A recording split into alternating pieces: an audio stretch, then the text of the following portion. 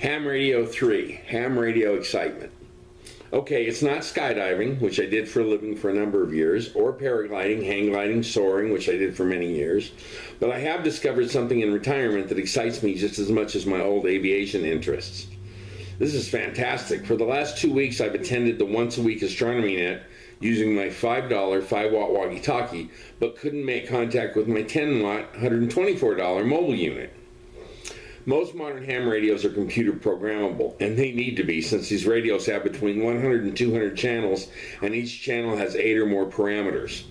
So to make a second unit work, where another one was working first, I downloaded the program from my walkie-talkie, then cut and pasted the channel into the computer program for my mobile unit. It worked more than perfectly. Now, instead of breaking squelch regularly when there was no incoming signal, which was so irritating I wasn't only using the radio at all, the radio can now sit quiet for hours on end, only sending off when there's an incoming radio call. I started in ham radio when I was about 13 and convinced my dad, a ham radio operator from way back, like during the 30s, the Depression, to teach me Morse code. Once I had that down, I studied for the FCC test for a novice license, took it and passed.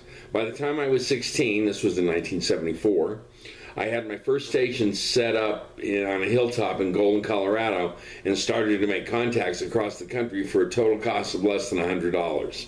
My next station was my $27 handheld radio, which included a rechargeable battery, a charging stand, a microphone earpiece, everything I needed, plus I paid $5 shipping from China.